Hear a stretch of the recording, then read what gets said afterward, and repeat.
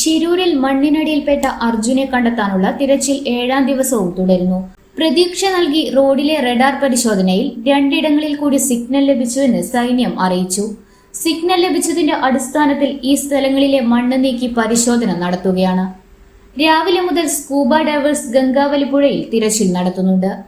GPS signal പിന്തുടർന്ന് മണ്ണിനടിയിൽ നടത്തിയ തിരച്ചിലിൽ അർജുനെ കണ്ടെത്താനാകാതെ വന്നതോടെ ഇനിയുള്ള തിരച്ചിൽ ഗംഗാവലിപ്പുഴയിൽ നടത്തുമെന്ന് കർണാടക അധികൃതർ ഇന്നലെ അറിയിച്ചിരുന്നു. കരനാവികസേനകളും NDRFും സംയുക്തമായാണ് ഇന്ന് തിരച്ചിൽ നടത്തുന്നത്. ശക്തമായ കുത്തൊഴുക്കും പുഴയുടെ വലുപ്പവുമെല്ലാം തിരച്ചിലിന് പ്രതിസന്ധി സൃഷ്ടിച്ചേക്കാമെന്ന ആശങ്കയുമുണ്ട്. പുഴയ്ക്ക് 40 അടിയോളം ആഴമുണ്ടെന്നാണ് കരുതുന്നത്. ഇത്രയും ആഴത്തിൽ മൺകൂനയും പുഴയിലുണ്ടെന്നാണ് വിലയിരുത്തൽ. അതുകൊണ്ട് തന്നെ ലോറി പുഴയിൽ ഉണ്ടെങ്കിൽ കണ്ടെത്തൽ എത്രത്തോളം സാധ്യമാകുമെന്ന കാര്യത്തിലും ആശങ്ക സൃഷ്ടിക്കുന്നു.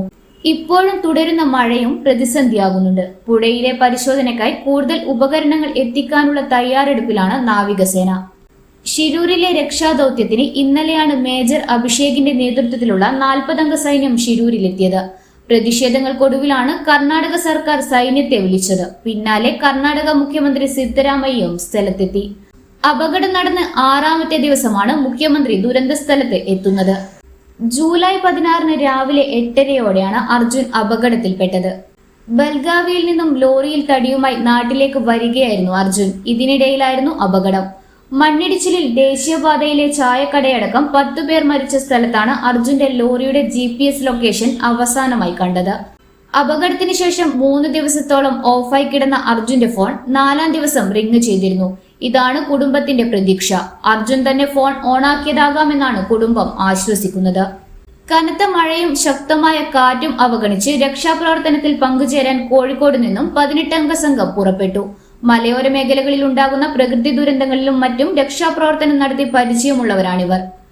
മണ്ണിടിച്ചിലുണ്ടായി ഒരാഴ്ചയായിട്ടും അർജുന്റെ ലോറിയോ അർജുനെയോ കണ്ടെത്താനാകാതെ അനിശ്ചിതത്വത്തിന് ഇന്നത്തെ തിരച്ചിലോടെ പരിസമാപ്തി ഉണ്ടാകുമെന്ന പ്രതീക്ഷയിലാണ് പ്രിയപ്പെട്ടവർ.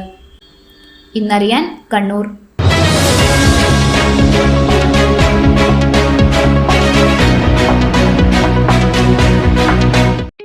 ഏറ്റവും കുറഞ്ഞ ഫീസിൽ മികച്ച പ്ലേസ്മെന്റ് റെക്കോർഡോടുകൂടി കണ്ണൂരിലെ number 1 aviation college AWIN academy.